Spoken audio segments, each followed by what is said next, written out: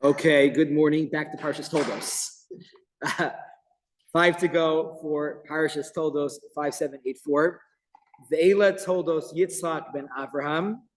Avraham holid es Yitzchak. These are the generations of Yitzchak, the son of Avraham. Avraham birthed, or was he begat, Yitzchak, as article says. Is there another parsha that sounds very similar to the beginning of this one? Which Ela told us Noah. Noah ish tzaddik tamim haya b'dorosav. Noah had Shem, V'cham, V'yafes. That parsha is called Parshas Noah. Ela told us Yitzchak ben Avraham. Avraham holid it's Yitzchak. What should the parsha be called? Parshas Yitzchak. It's not called Parshas. Why is it called Parshas Toldos? And if it's called Parshas Toldos, then Parshas Noach should also be called Parshas Toldos. There seems to be an inconsistency in the way we refer to the Parsha. Okay, and some of you are going to say, what a big deal, like who really gave the name to the Parsha? Some are given by Midrashim, some are given by Rishonim. Okay, so it's not divine, but is there a lesson to be learned in the name that is given to the parsha? Honey, what do you think? I think that with Noah, he was the protagonist. It was the whole thing. Hey, Yitzchak is not the main character. He starts it out. Yitzchak. The big thing is at the end of Vayikra. So, Honey is saying that throughout, I would say, 85% of the parsha is really all about Noah. It's Noah is the star of the main actor in his parsha. Yitzchak is not necessarily the main actor.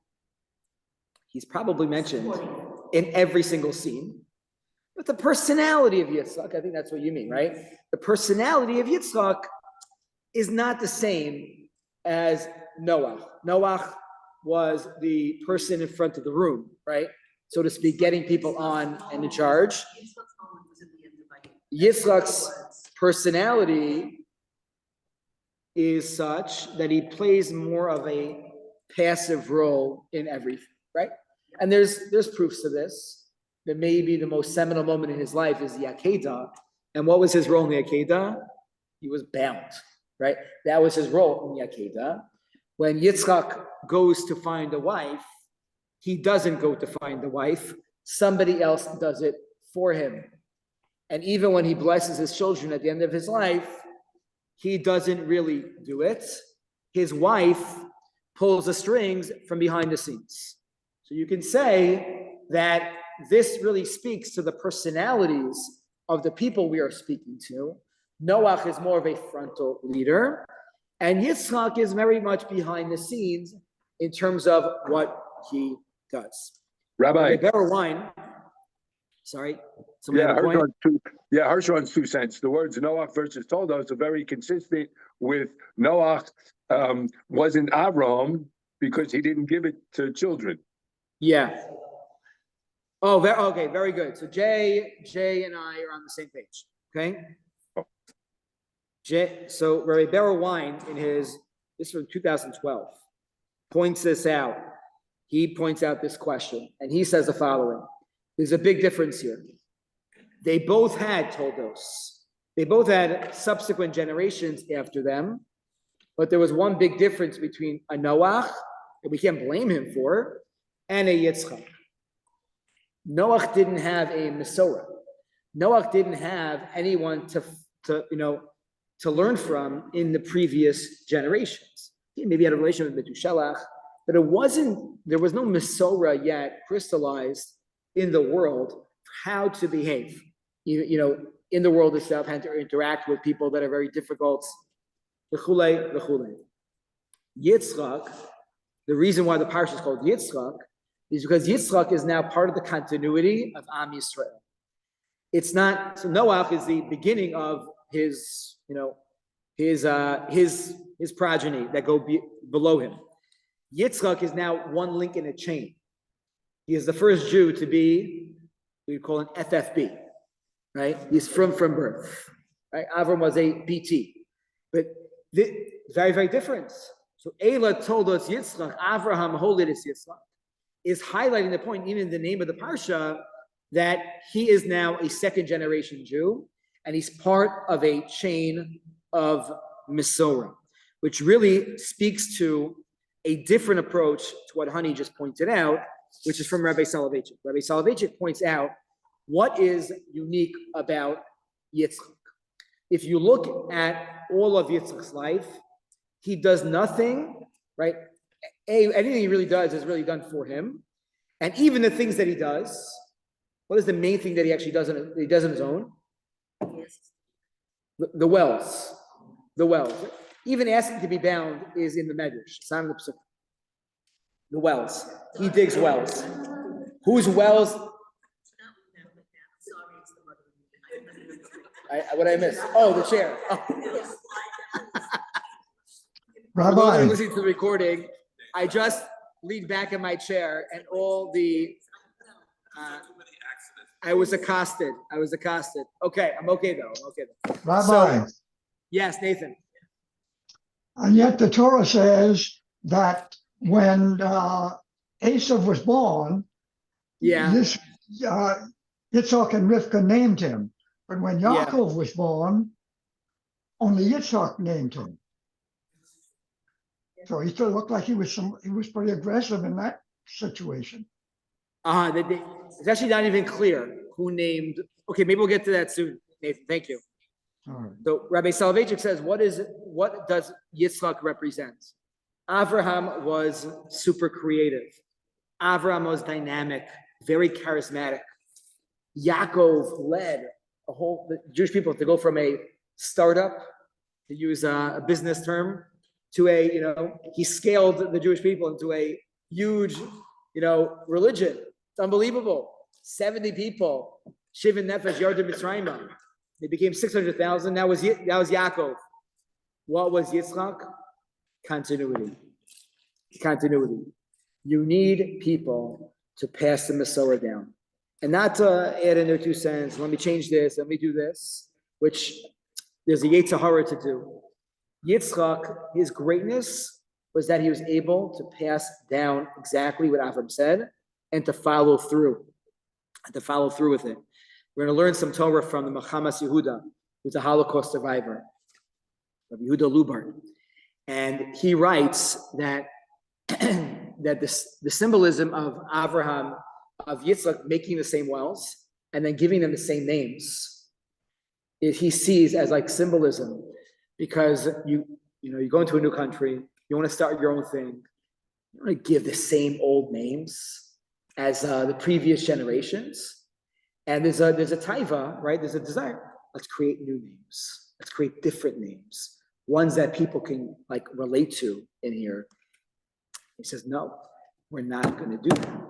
We're going to keep the same name, even the same names as my father. Right? The names of the wells. So Rabbi Soloveitchik says that is the beauty, the challenge, and what Yitzchak really represents in terms of the continuity of Am Yisrael. Being the second of the Avos means that we didn't need him to be creative. We needed him just to continue things forward on the trajectory that Avram set them out on.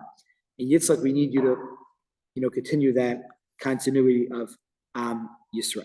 Rabbi, Yeah. could Abraham's following end with Abraham? Yitzchak in his continuity, the same way Abraham was? It is not clear. It actually doesn't seem at all that Yitzchak is Makarev individuals. He does not do that. He focuses much more on the home. Yitzchak doesn't leave Eretz Yisrael. If you want to be a Makarev, you have to move around a little bit. Yitzchak really does not move around. He does move around, but not as much as the other of us, Yaakov and Avraham. Not at all. Really, it's very, very different fundamentally in terms of their relationship. Okay. Let's continue on.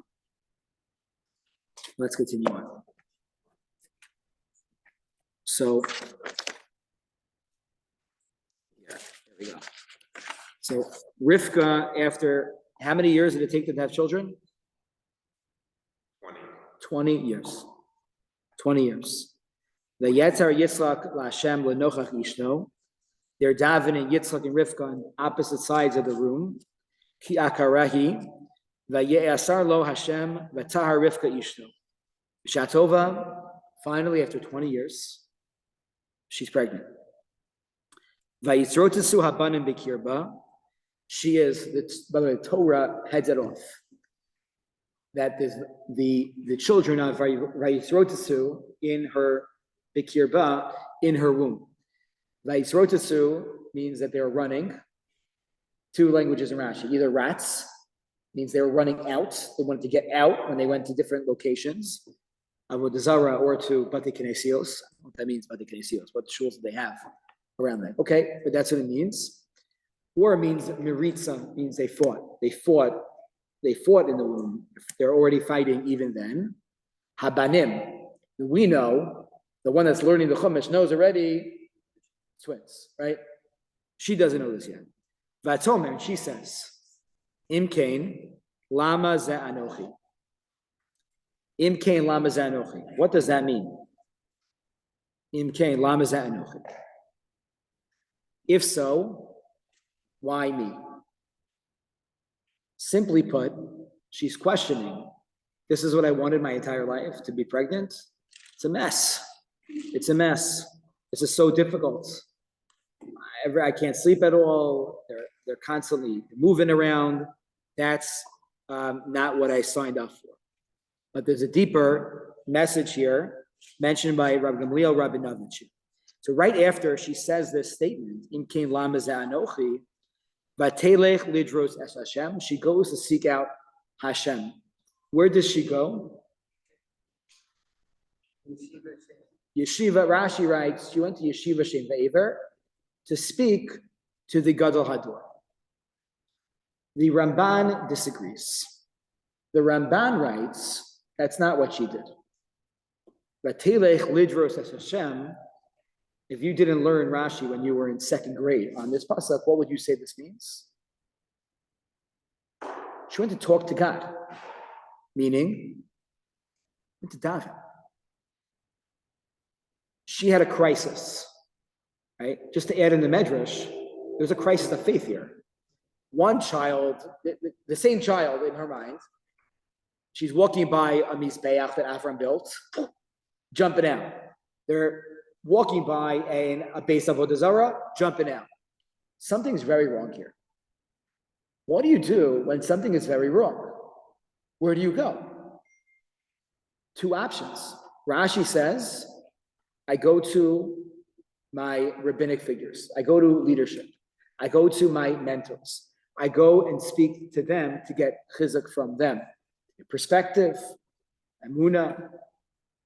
And Ramban says, no. Ramban textually says it's not accurate. The Telech Lidros Hashem means daven. Two different ways to address a crisis. What do you do in a situation like that? Andy? According to Rashi, right? Who would you say is the closest person to God that Rivka knows? With Right. your own husband, is this another communication breakdown between Rivka and Yitzchak again, which I think is throughout the whole parsha? Okay, so They don't communicate. they're not communicating. Okay, so let's see. Let's see if that's what is going In on. other words, if Yitzchak is faithful to Abraham, where she is, He's the closest to you it. can go to the source. See, I would have added something different. I would have asked a different question. Who should she have gone to? Avram. Here, I can appreciate why she didn't go to her husband right away. He's no gay b'davar. Why do I need to alarm my husband about this right now? Like, let him be, and God forbid, a woman has some issue like this. Maybe she doesn't want to include her husband until they know that it is a real issue. I don't want to be an alarmist. So, why didn't she go to Avraham? Why Avram's the Gadol Hador. Shem ve'ever are wonderful people. Why did she go to Shem ve'ever and not to Avram Avinu? Oh, What do you guys think? This question was asked by Rabbi Kamenetsky. This is the following. He says, somebody, I didn't realize this is going to be on the newspaper. Someone asked me a question last week on Facebook. Facebook Messenger, which I never check. He said, what yeshiva would you want to be a part of? Go back in history. So my immediate reaction was Yeshiva Shem Ve'ever. I want to learn with the Avos. Okay, so it was in some random newspaper. So what's the difference? Shem Ve'ever versus Avram Avinu. Rav Yaakov says they have different Mesoras. Avraham lived mostly a very pure life. His Mesorah was very positive, and his Mesorah, he calls it like his Mesorah Ha'avos. The Torah, Yirat Shamayim, Emunah, Torah mitzvos, connection to Hashem, tzedakah, chesed. It's one Mesorah. Shem Ve'ever lived at a time with very horrible people. By the time Avram was born, most of the people were gone. He had a few leftovers. He had Nimrod. He had certain people, but they lived with a whole Dor Hamabah. They lived with a whole Dor Haflaga.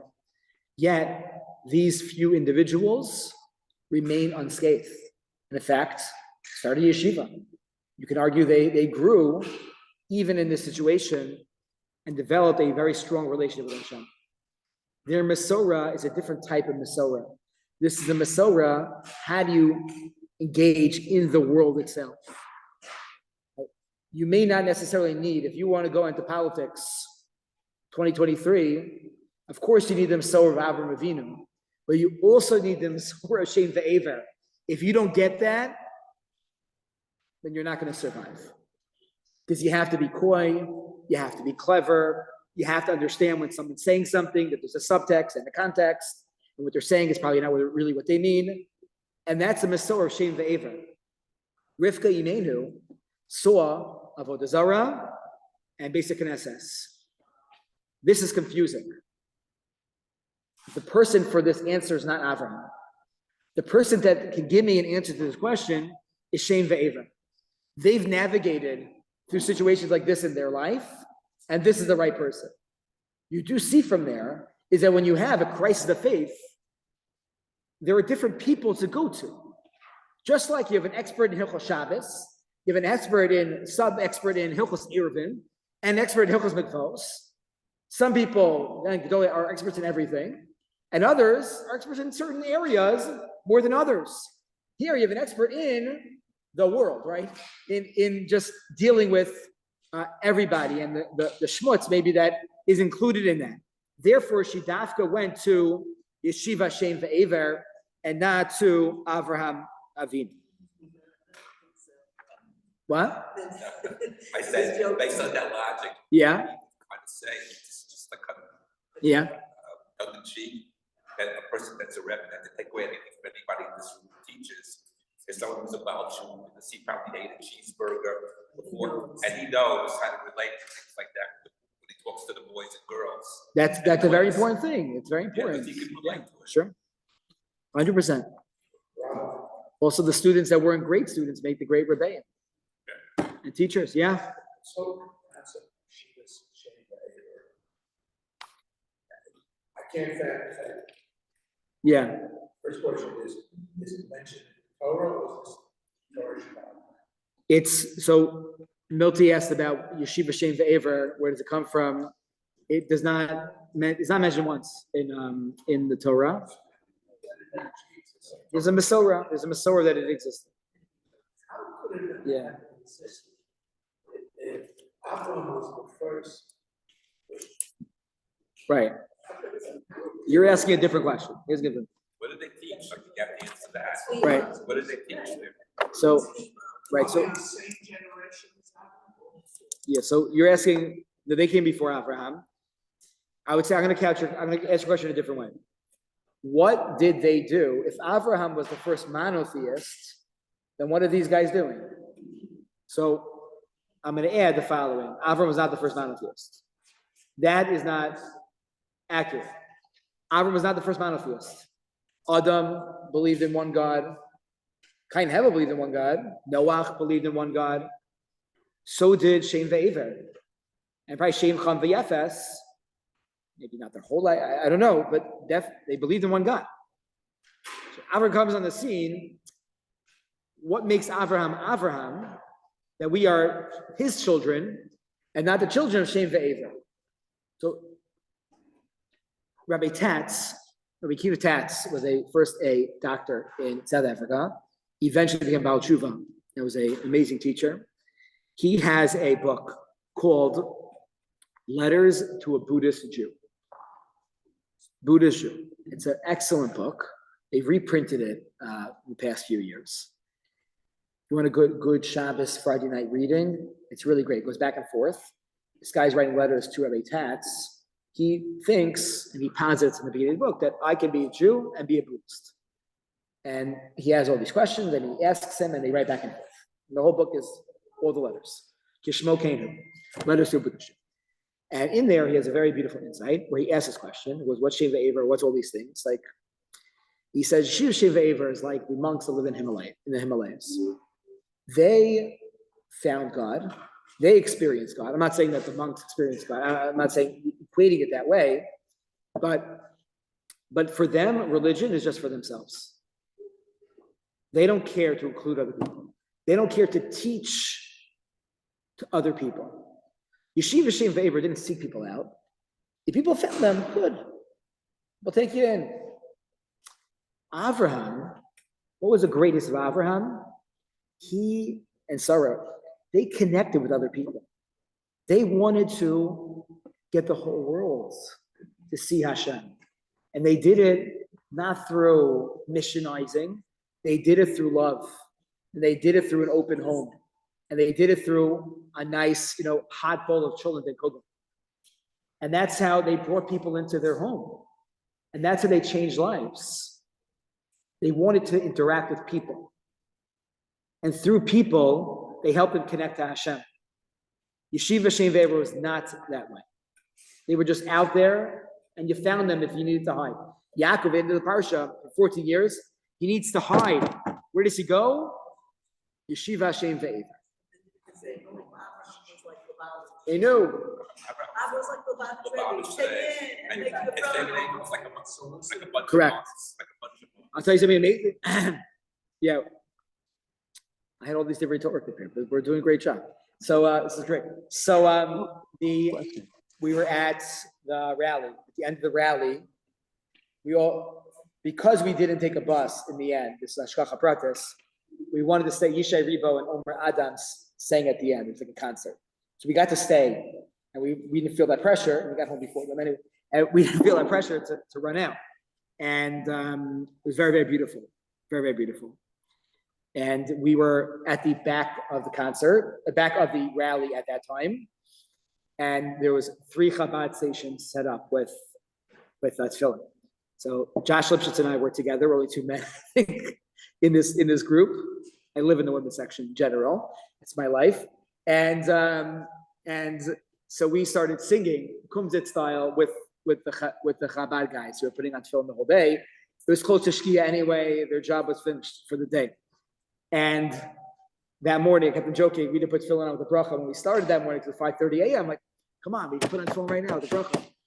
We made the bracha later, right? So I asked them, this is amazing, I asked them, how many karkaftas did you get today? Anyone know what a karkafta is? Karkafta. Has anyone heard that term, karkafta? No, because you're not Chabad. So a karkafta is a term in the Gemara. The Gemara says, labels somebody that doesn't put on tefillin. Karkafta means a skull. Karkafta the lo manach tefillin. Somebody that didn't put on tefillin is just a skull, right? If you never put on tefillin your entire life, there's something empty. So when the holy grail of Chabad Chassid is getting karkaftas, and you almost like collect them. How many karkaftas you got in your life? 5, 2. It's not so easy to do it. I asked them that day, how many karkaftas did you get? How many Jews put on tefillin for the first time in their life? That's the rest. Over 100. Over 100. Unbelievable. I asked one booth. There was 3 booths. They were different sizes, but Wasn't so big. There's like 4 or 5 pairs of tefillin there. There was one guy, I don't think he was wearing a shirt. It's so warm outside. He was putting on tefillin right there. It's amazing. It's amazing. 100 people. Unbelievable. It's unbelievable. Rabbi, so the Yeah. obvious question, but those Avraham, that's not Al Masorah. What do you mean? We don't proactively Megayer people or anything. We're not Megayer, but we do. Okay, you're right. Avram is educating people about monotheism. The truth is, Lubavitch Rebbe is very into teaching people Sheva Mitzvah Noach towards the end of his life. That was something he felt very strongly about. He signed a letter. He wanted people to talk about God in public schools. You know, that was very, very important. But today, we're not Megayer people at the rally. We are Mechazek our own. So, I quoted this whole pasuk to teach you the following thought. Im kein lama ze anochi. Lama ze anochi. What does that mean, lama ze anochi? Says Rabbi Gamliel Rabinovich. He is a Mekubal in Eretz Yisrael. His Sfarim here that we learned together are not Kabbalistic at all. They're just so beautiful. Lama ze anochi. Where do we know the word anochi from? Anochi Hashem. The Aseret Dibros. So he reads the pasuk the following way: B'derech Remez. Rivka was going through a lot of pain. Dimafriya lahadavar. Simen avura she'inena shlema ba'anochi. She knew the right thing was to have children. That was right one of her roles for Yitzchak and Rivka to pass on, having the next generation. She was very bothered by it and saying, "Why am I doing this? This is not worth it. I'm making a mistake. It's not worth it." And she realized, Lama za anochi. Lama za anochi, I need to work on my anochi Hashem Elokecha, on my emunah. If I'm questioning things that I am doing that we know are for Hashem, then what I need to do right now is work on my emunah. I see in myself a lacking of that. But telech lidros es Hashem. She goes to the Beis Medrash. Why? To strengthen her emunah, to work on her relationship with the Ribono Sha'olam at this time.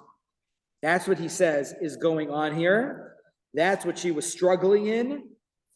Sometimes we do things that intellectually we know are right, but emotionally are very hard. At times like that, we need to strengthen our emunah. And what she does is, Vatelech lidros es Hashem, she goes to seek out Hashem.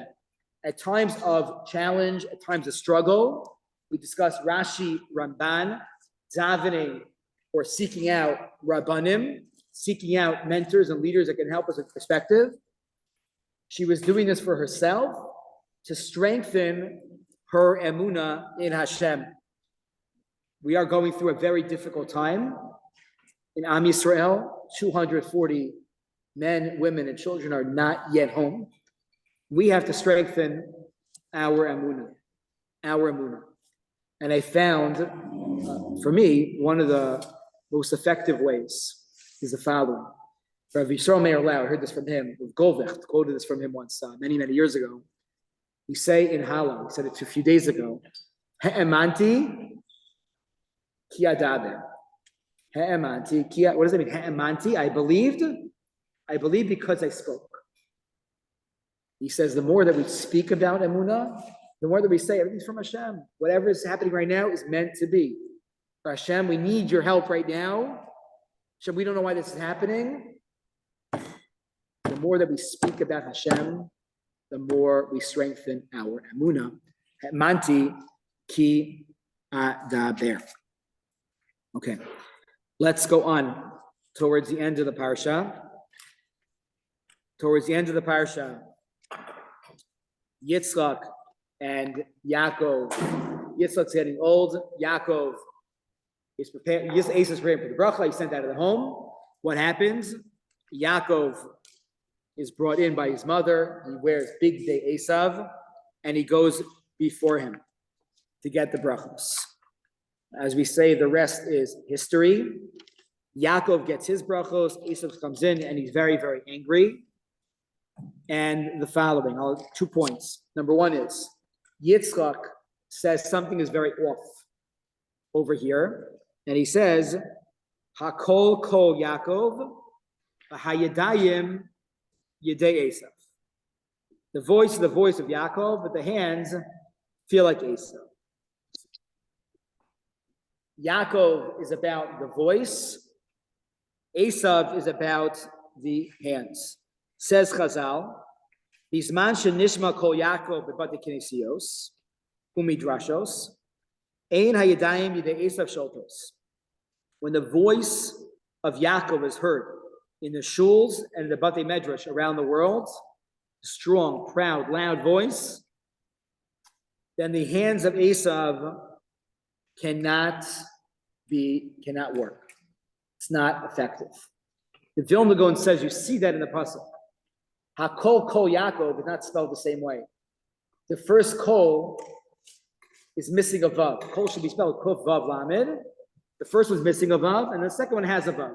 To teach you that if the vav is missing, if the voice is not strong, is not proud, is not happy, elated to learn Torah, to come to shul, then the Yadayim Yedei Esav will definitely take over. The Baal HaTurim writes that you see a difference here. Yadayim can only affect as far as the hand can go. A kol goes much further. Yedei Esav only affect the people around them.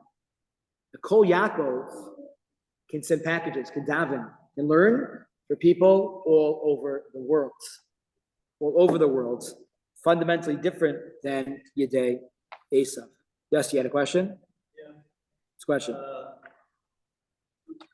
How do we learn the leaders from Yaakov? Where he basically blackmailed Esav to get the Torah, and then he fools his father, to get the brachos. It's just like bad character trait. Yes, also he's supposed to stand for MS, right? Yaakov is MS. Yaakov, Titain MS Yaakov. Yaakov is the Midah of MS.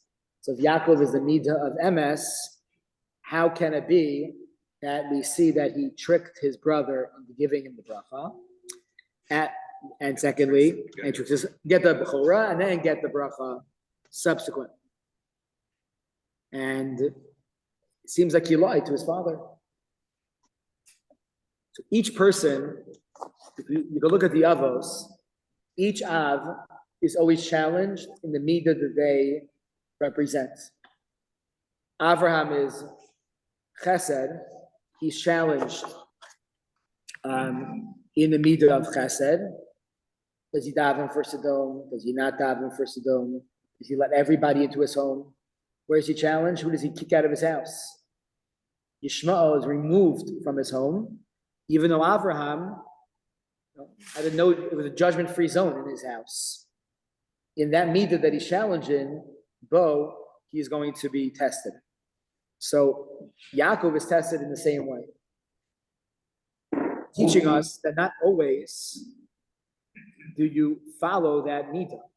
Sometimes we need to be reactive to the situation that we're in and to understand what is going on. And sometimes that means that even though we live an emistic life, sometimes there are opportunities where we don't need to be emistic. That's a very slippery slope. It's a very slippery slope. The Gemara here writes two things. Number one, Yaakov was careful about how to word it. He said, Hine Anochi Esav Bechurecha. That's Rabbi Yudan's classic quaff at this moment. And he made a pregnant pause between those two lines. Over here, many of the Rishonim, in terms of selling the Bechorah, point out the way that Yaakov phrased it was that he said it in a way that Esav knew what was going on.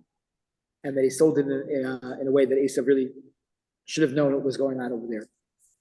Esav could have claimed that he sold it under duress, because he said, if I don't eat something, I'm gonna die. So it's not a valid sale to me. Right, you sell something under duress. So yeah, a lot of Rishonim address that from a halachic perspective, why that was okay. Others also point out that here Rivka was dictating the situation, orchestrating the situation, and she had nevuah.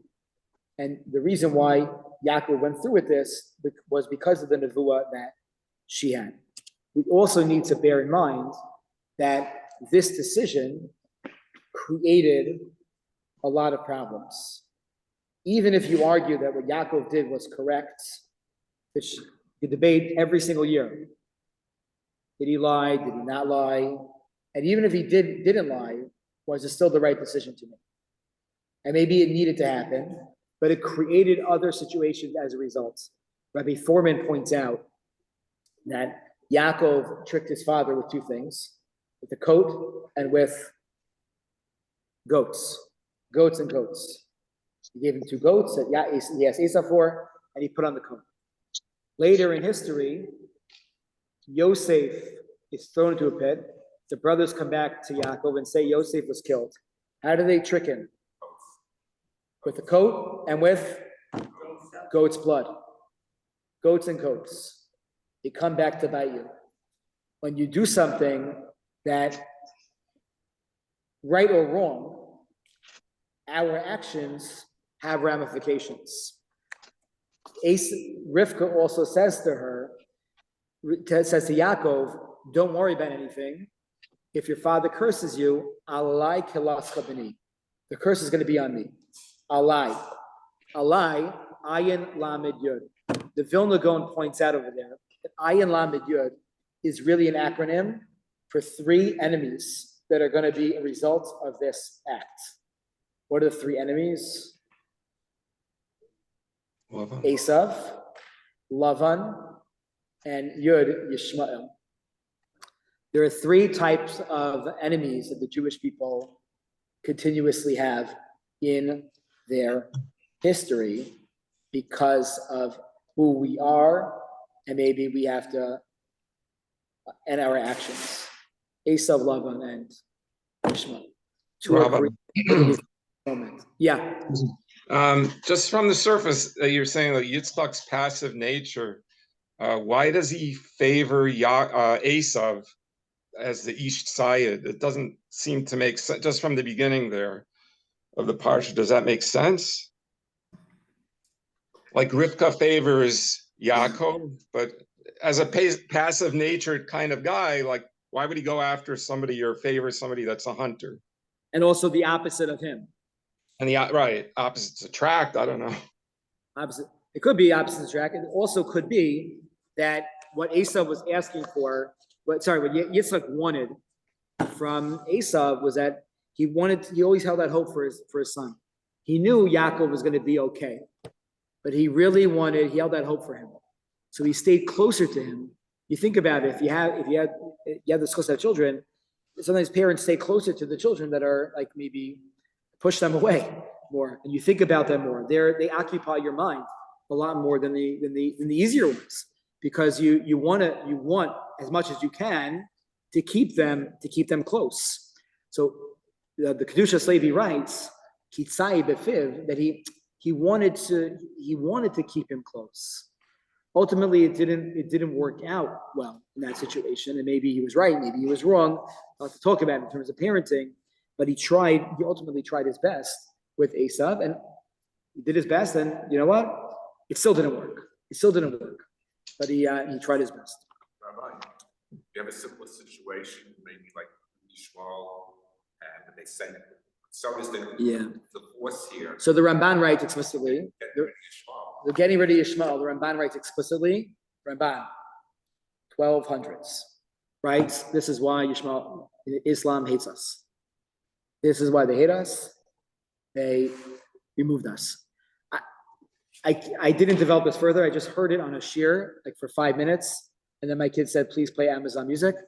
But Rabbi David Katz is a Rabbi in Baltimore. He's a big historian, a big Talmid Chacham. If you wanna, you guys have a connection, you know, Sharon? My use is Rabbi. Yeah, and he's okay. So he has a podcast. It's very, very fascinating. It's always random. It's not like he has like Syria. It's very, and he makes the following thought. I didn't listen to the rest of it. He says that Yishmael has a father problem because they're jealous of Yitzchak because Abraham, they got all the attention from Abba. He says that Esav is not, it's not, the anger is not directed towards Yitzchak. The anger is directed towards Yaakov, that it's a brother problem.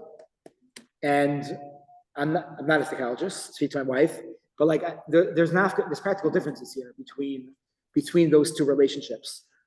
The type of anger, how it plays itself out, you know, and can they ever reconcile? Yaakov and Esav can reconcile, and there are moments in history where there is reconciliation. For example, Yishmael and Avraham, it's much harder. When you're fighting over the attention of the father, it's very, very different than when you're angry and you're trying to like kill your brother. It's a very different type of relationship there in terms of how that plays out, and we see it play out throughout our history. Yeah. Is Sarah punished for her role? Is she punished? Because the reason I'm asking that, if she is, right, is Rivka punished of the here for what she did and the deception of Esau? If they are, we don't see it. We don't see that here. Simple pasuk says that Hashem says, Avram, listen to Sarah. Is there anything there that says it's not fairish that says that Sarah was punished for her act? Sarah's children are punished. Right. Hashem, listen, Sarah, the greatest way to punish them is through the children. Yishmael has been an aggressor for us forever. There's certain breaks in history, but it's been like that for a very long time. Okay, wish everybody a wonderful Shabbos. Maybe